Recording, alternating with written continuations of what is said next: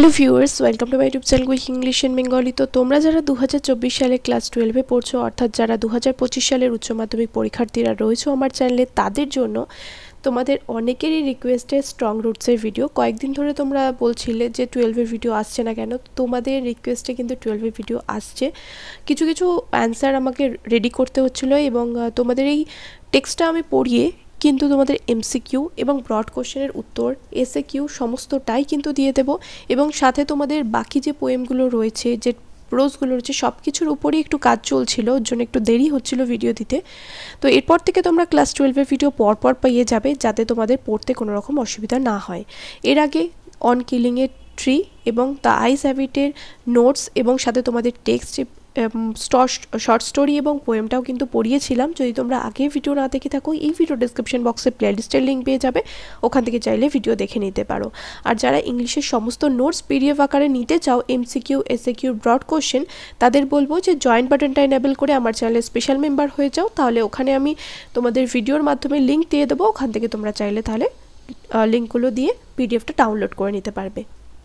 বোঝাতে পারলাম যে যারা পিডিএফ চাইছো তারা অবশ্যই করে কিন্তু আমার চ্যানেলে জয়েন মেম্বারটা, মানে জয়েন বাটনটা অন করে আমার চ্যানেলে স্পেশাল মেম্বার হয়ে যাও, তাহলে কিন্তু পিডিএফের লিঙ্কগুলো তোমরা ওখানে পেয়ে যাবে। শুধুমাত্র মেম্বার্সদের জন্য কিন্তু পিডিএফের লিঙ্কগুলো দেওয়া হবে। তো চলে আসো স্ট্রং রুটসে। কে লিখেছেন? এপিজে আব্দুল কালাম। তোমাদের ভাবছি যে 3টে ইউনিটে, অর্থাৎ পার্ট 1, পার্ট 2, পার্ট 3 করে ভিডিও আসবে, কারণ এই টেক্সটটা একটু বড় আছে এবং সাথে অনেক কিছু জিনিস বুঝতে হবে। শুধুমাত্র বাংলা মানে পড়লেই তো হবে না। শুধুমাত্র পোয়েমের ক্ষেত্রে যেমন তোমাদের বলি যে পোয়েমের ক্ষেত্রে তোমাদের শুধু বাংলা মানেটা জানলে হবে না, পোয়েমটার যে অন্তর্নিহিত অর্থ সেটাও বুঝতে হবে। সেরকম এই টেক্সটটাও একটু কঠিন রয়েছে, তোমাদের অনেকেরই কঠিন মনে হবে। খুবই সহজ ভাষায় আমি তোমাদের এখানে বুঝিয়ে দেবো।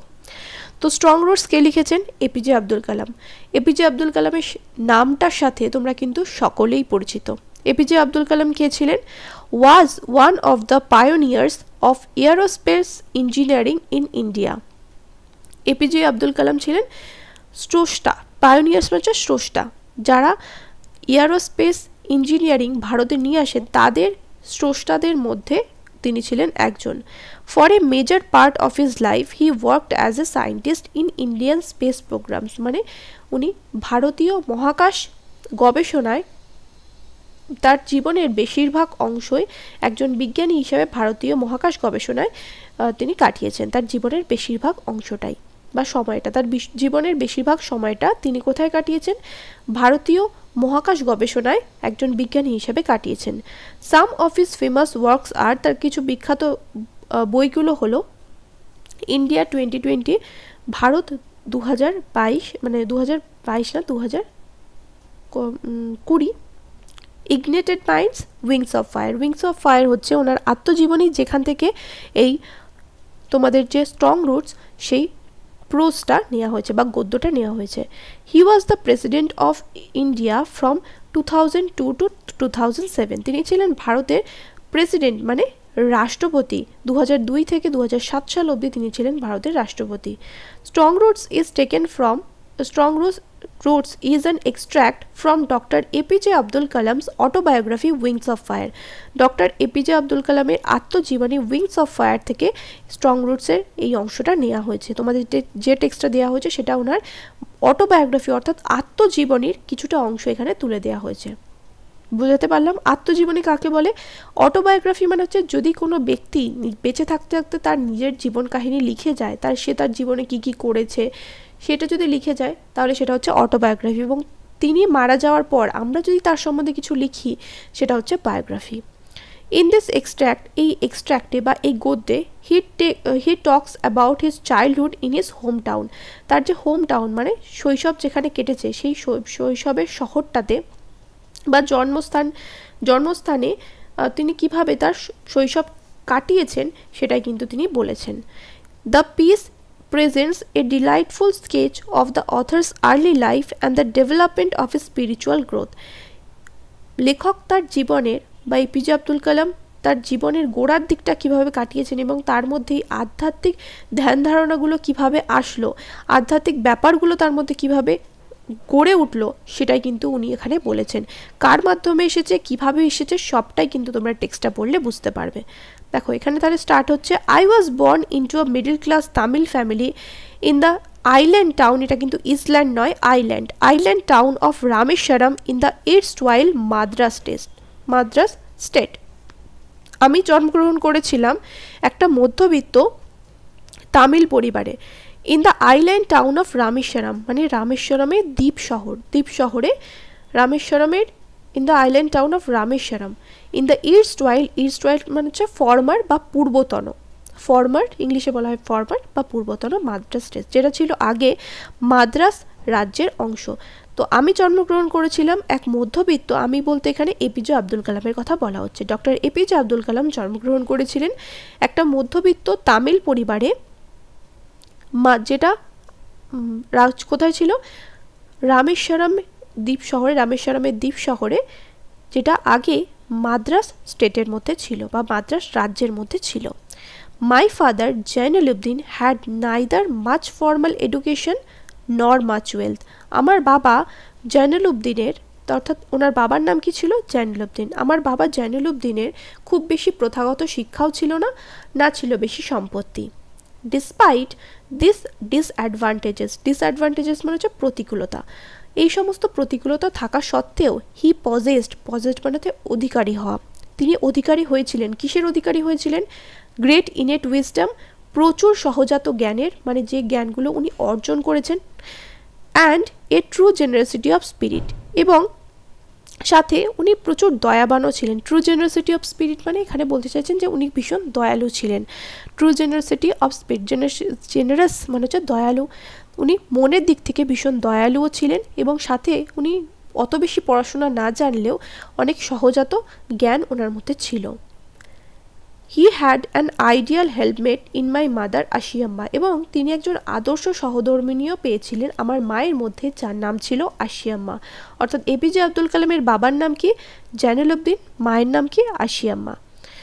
I do not recall the exact number of people she fed everyday, আমার ঠিক মনে পড়ে না তিনি প্রতিদিন কতজন মানুষকে খাওয়াতেন। এখানে বলছেন যে তার মা অর্থাৎ আশিয়াম্মা কতজন মানুষকে প্রতিদিন খাওয়াতো সেটা এপিজে আব্দুল কালাম এখন আর মনে করতে পারেন না। But I am quite certain, কিন্তু আমি বেশ নিশ্চিত, কোয়াইট মানে হচ্ছে বেশ, আমি বেশ নিশ্চিত, সার্টেন মানে নিশ্চিত, that fur more outsiders at with us than all the members of our own family put together, আমাদের সমস্ত পরিবারের লোকজনকে এক জায়গায় করলেও যতটা লোক হবে তার থেকে বেশি বাইরের লোক আমাদের সাথে খেত। মাই parents were widely regarded as an ideal কাপল, আমার বাবা মাকে কি বলা হতো, আদর্শ দম্পতি হিসাবে গণ্য করা হতো। কারা গণ্য করতো, লোকেরা, মানে যে লোকে দেখতো তারাই বলতো যে এরা হলো জয়নুলুবদিন এবং আশিয়াম্মা হলো আদর্শ দম্পতি। আইডিয়াল মানে হচ্ছে আদর্শ, আর কাপল মানে দম্পতি, রিগার্ডেড মানে হচ্ছে বিবেচনা করা। দেখো এটা কিন্তু প্যাসিভে রয়েছে, my parents were widely regarded as an ideal couple by people, এখানে কিন্তু উজ্জ্ব রয়েছে এটা। My mother's lineage was the more distinguished, আমার মায়ের বংশ পরিচয় ছিল বেশি উন্নত বা বেশি উচ্চ, আমার মা ছিল একটু উচ্চবংশীয়। One of her 4 bears having been bestowed the title of Bahadur by the British, তার কেন বলা হচ্ছে যে আমার মায়ের বংশ পরিচয় ছিল উচ্চ, কারণ তার পরিবারের একজনকে, তার কোনো এক পরিবার না, অ্যাকচুয়ালি 4 বিয়ার্স মানে হচ্ছে পূর্বপুরুষ, মানে এপিজে আব্দুল কালাম বলছেন যে তার মায়ের কোনো এক পূর্বপুরুষকে ব্রিটিশ সরকারের তরফ থেকে বাহাদুর উপাধি দেওয়া হয়েছিল। Bestowed the title of Bahadur by the British সরকারের তরফ থেকে বাহাদুর উপাধি তার মায়ের কোনো এক পূর্বপুরুষকে দেওয়া হয়েছিল। তার জন্য বলছে যে আমার মায়ের যে বংশ পরিচয় সেটা কিন্তু বেশি উচ্চ ছিল। I was one of the many children, আমি অনেক সন্তানদের মধ্যে একজন ছিলাম। A short boy with rather undistinguished look, একটা বেটেখাটো ছেলে, মানে খুব একটা লম্বা নয়, শর্ট মানে হচ্ছে বেটেখাটো, উইথ র্যাদার আনডিস্টিংগুইশড লুক, এবং সাথে আমাকে দেখতেও খুব একটা ভালো ছিল না। Born to tall and handsome parents, এবং আমার বাবা মা কিন্তু তার উল্টোটা ছিল, বাবা মা ছিল লম্বা এবং সুন্দর দেখতে, সুদর্শন, এবং আমি ছিলাম, অর্থাৎ এপিজে আব্দুল কালাম নিজের বর্ণনা দিচ্ছে যে আমি ছিলাম একটা বেটেখাটো, বাজে মানে বাজে না, খুব একটা ভালো দেখতে নয় এরকম একটা ছেলে, কিন্তু আমার বাবা মা ছিল লম্বা এবং সুদর্শন। মানে আমি জন্মগ্রহণ করেছি, আমি ছিলাম অনেক ছেলে মেয়েদের মধ্যে একজন যে ছিল বেটে খাটো এবং যাকে দেখতে খুব একটা ভালো ছিল না, এবং সে জন্মগ্রহণ করেছিল লম্বা সুদর্শন বাবা মার কাছে।